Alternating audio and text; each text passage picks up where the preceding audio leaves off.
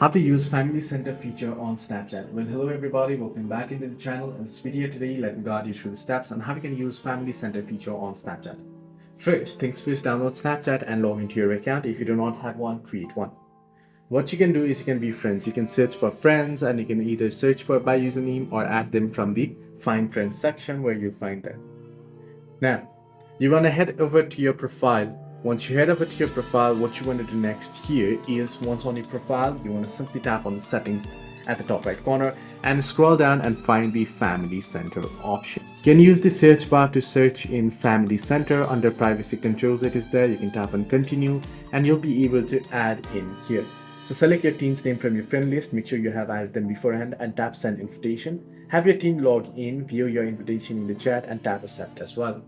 Then you can use Family Center feature to view their friends, see who they are chatting with, restrict sensitive content. You can also disable chat bots and view their privacy settings and also report any abuse directly.